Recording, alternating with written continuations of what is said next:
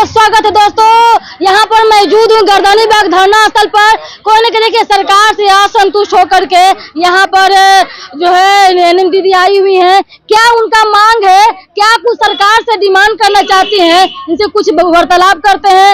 आखिर क्या है, कितना गर्मी के दिनों में यहाँ पर आकर के अपनी मांग को लेकर के रख रहे हैं धरना पे, क्या कुछ कहना चाहेंगे आप? जी, सबको मेरा नमस्कार।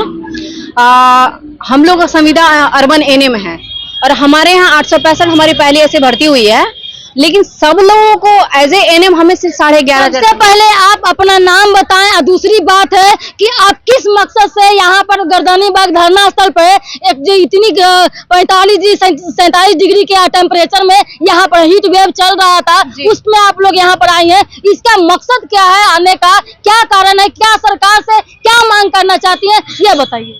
मेरा नाम अर्चना कुमारी है और मैं बिहार राज्य संविदा जन चिकित्सा स्वास्थ्य संघ की, इसको ध्यान देखते हुए भी बोलिए। जी जी इस पर जो है जी उसकी राज्य मंत्री हूँ और साथ में मैं सबसे पहले मैं अर्बन एनएम हूँ।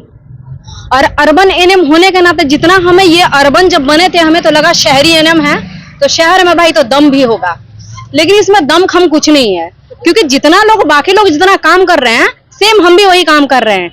लेकिन परेशानी ये है भैया कि जितना सबको मिल रहा है उसका आधा भी हमें नहीं मिल रहा है। एनएचएम कर्मी को समान काम समान वेतन, बिल्कुल समान काम और समान वेतन। और जब तक हमें परमानेंट नहीं किया जाता है कम से कम 26,000 रुपए दो जो बाकी लोगों को दे रहे हो। अब कितना मिल रहा है? अभी सिर्फ 11,500 रुपए। 11,500 बिल्कुल। तो यही कहेंगे 11,500 में दम नहीं और 26,000 से कम नहीं। बिल्कुल वही कहेंगे जो आपने कहा है, 11,500 में दम नहीं और 26,000 से कम नहीं, क्योंकि उससे कहीं ज्यादा कहीं अधिक हम काम कर रहे हैं। हम काम तो 1 लाख रुपए वाला कर रहे हैं, लेकिन जितना हमें डिमांड है बस उतना ही कर रहे हैं जितना सरकार दे सकती है। आप यहाँ पर मौजूद है एक सूत्री मांगों को लेकर के कि हम लोग समान काम समान वेतन करते हैं, उसमें मेरा इंक्रीज हो जाए पैसा। बिल्कुल नहीं, हम 15 सूत्री मांगों को लेकर क्या भाई क्या चीज है?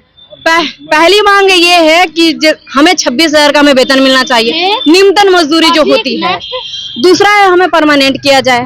तीसरा है मुझे 35% अभी एनएचएम कर्मी को मिला है, राज कर्मी का दर्जा है। बिल्कुल है, और वैसे भी हम राज्य स्तरीय हमारी भर्ती भी उसी से हुई है भाई।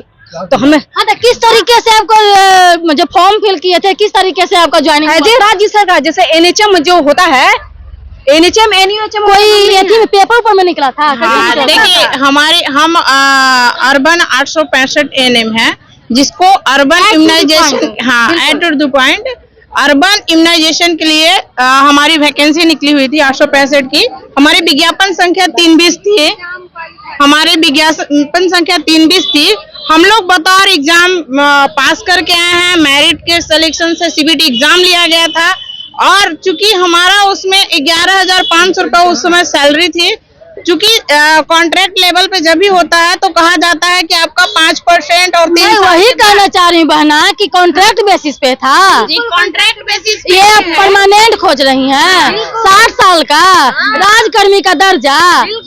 ये हमारी वैकेंसी हमारी वैकेंसी मैं बता रही हूँ सिस्टर, हमारी वैकेंसी राज्य सरकार ही निकाली थी और राज्य सरकार को पेपर में निकला था। बिल्कुल एडवर्टाइजमेंट निकला हुआ था, 320 एडवर्टाइजमेंट संख्या है उसका। उसमें क्या क्या प्रावधान था कि आउटसोर्सिंग है इतना दिनों का, कितना दिनों का? नहीं 60 वर्षों का, पहले तो 11 मंथ का निकला हुआ था और बाद में हमारा 60 वर्ष का हो चुका है 60 साल का लेटर निकला था। हाँ, रिन्यूअल होते गया, लेकिन अभी तक हम लोग को 11,005 रुपए से 4 आना भी बढ़ोतरी नहीं हुआ है। चूंकि हमारे पीछे लोग आए और उनको 35% मैटरनिटी लीव, 5% इंक्रेजमेंट और बॉडी इंश्योरेंस, ईपीएफ, पीएफ कटौती सारा चीज मिल रहा है।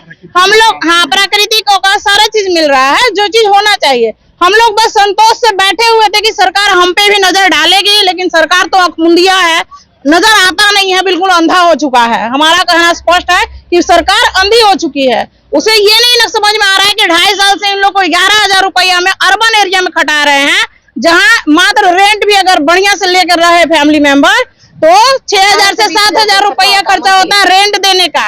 हम लोग 11,000 में क्या करें?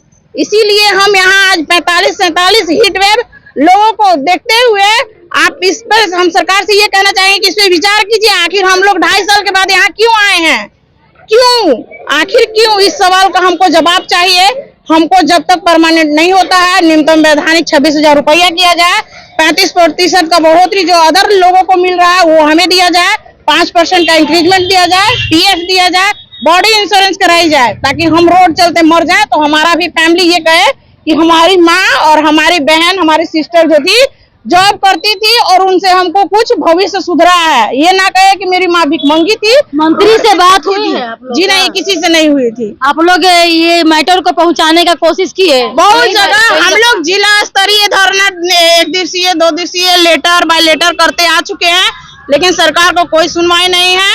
इसलिए हम लोग आज यहाँ आए हैं और इस चीज को कंटिन्यू करेंगे। अगर सरकार आज नहीं सुनती है तो हम इस चीज को अनिश्चितकालीन धरना में भी परिवर्तित करेंगे। मैडम हमको ये समझ में नहीं आ रहा है कि आप ये हमको बताइए कि जिस तरीके से ज्वाइनिंग का जो आप लोग का जो है आपका लेटर मिला होगा, तो उनका प्रोसेस क्या था, रिक्रूटमेंट का प्रोसेस क्या था, कैसे किस तरीके से आया था? निकाली राज्य स्वास्थ्य समिति, ठीक है, एग्जाम ली राज्य स्वास्थ्य समिति, काउंसलिंग करवाई राज्य स्वास्थ्य समिति और रिजल्ट भी दी राज्य स्वास्थ्य समिति। लेकिन फिर विभागीय मैटर क्या हुआ, हम लोग का ज्वाइनिंग बिहार सरकार स्वास्थ्य विभाग सचिवालय से मिल गई और यहीं पे आके मैटर फंस चुका है। लेटर में क्या लिखा था, कुछ आया होगा ना कि मेरा 60 साल का है और नहीं, पहले तो 11 महीना का संविदा का था, उसके बाद रिन्यूअल किया गया, फिर 60 साल के लिए हो 60 साल के किए गया। तो 60 साल के कौन सी परमानेंट है कि आउटसोर्सिंग है? संविदा पे जी, और उसमें कोई भी पैसा नहीं बढ़ाया गया कभी भी, वार्षिक वृद्धि नहीं, कोई संविदा नहीं होता है जी, परमानेंट है ओकरो कहिए। 60 साल का संविधान नहीं होता, 4 महीने छोड़ एग्रीमेंट किया गया है, एग्रीमेंट किया गया। NHM जो है वो हम 60 साल के लिए कर देता है, लेकिन संविदा पर ही रहता है। तो ऐसा भी है, अभी जितना भी नौकरी आया है 11 मंथ के बाद ना एग्रीमेंट 60 साल के लिए कर दिया। समझ गए, आप लोग का निचोड़ यही ना है कि समान काम का समान वेतन हमको मिलना चाहिए और राजकर्मी का हम लोग का दर्जा देना चाहिए। जो बिहार सरकार की है ना सैलरी, हम लोग को मिलती नहीं है, ना ही NHM की सैलरी मिलती है, नहीं हम लोग वहाँ सैलरी भी नहीं मिलती है। जो राज्य सरकार को देना चाहिए वो सैलरी नहीं मिलती है, और जो NHM को देना चाहिए वो भी सैलरी नहीं मिलती है। आखिर हम हैं कहाँ? कहीं तो होंगे ना। अगर वो वैकेंसी निकाली और ये ज्वाइनिंग दिया, हमको कहीं एक जगह का रूल फॉलो तो होगा, हम पे कहीं का नहीं हो रहा है, ना NHM का हो रहा है, ना बिहार सरकार का हो रहा है। कहता है कि आप राज्य सरकार से बहाल हुए हैं, आप राज्य सरकार के पास जाइए। राज्य सरकार का पेमेंट 15,800 रुपया प्रति मंथ है, अगर कॉन्ट्रैक्ट पे भी रखता है तो। लेकिन राज्य सरकार कॉन्ट्रैक्ट दे देती है NHM को कि आप बहाल करके हमको दीजिए। बीच में कोई एजेंसी आता है का बिचौलिया? कोई एजेंसी नहीं है इस बीच में। डायरेक्ट फ्री पैसा क्यों नहीं दे पाते? तो वही तो समस्या है ना मैम, ये चीज तो सरकार बताएगी ना। अगर हमको पता रहता तो हम धरना पे क्यों बैठते आते? इसी सवाल का जवाब तो हमको चाहिए। अगर इसकी जानकारी हमें रहती तो हम धरना पे क्यों आते? देखिए आगे क्या होता है दोस्तों, कुछ बोलना, क्या कुछ कहेंगे? इस 865 में हम लोग को इतना दिक्कत हो रही है कि हम लोग को यहाँ तक कि NLSPL तक नहीं मिलता है, ना हर मंथ पेमेंट मिलता है। 11,500 में कटा रहा है, जबकि 11,500 हम लोग का पेमेंट नहीं है। चलिए देखिए दोस्तों आगे क्या होता है इन लोगों का, कि इन लोगों का सैलरी बढ़ाती है, क्योंकि आगामी जो है विधानसभा का चुनाव है, तो आने को देख करके तो देख रहे हैं कि बनाम आ रहा है। क्या बनाम आ रहा है? नौकरी बनाम नौकरी में चल रहा है। इतना लाख लोगों को नौकरी दे दिया है, तो नए नए स्किल्ड को नौकरी मिलता है, लेकिन पुराने लोगों को जो क्या है इस तरीके से सैलरी को इंक्रीज की मांग कर रहे हैं, राजकर्मी का दर्जा का मांग कर रहे हैं। क्या आगे सरकार क्या चाहती है, क्या होता है, इन लोगों का मांग किस तरीके से प्रावधान में आया है, किस तरीके से रूल रेगुलेशन के तहत हुआ है, और आगे उसमें हम सरकार क्या करती है, देखते रहिए। DK चैनल में लाइक शेयर कमेंट सब्सक्राइब कीजिए, फेसबुक फॉलो कीजिए। जय हिंद, जय श्री राम।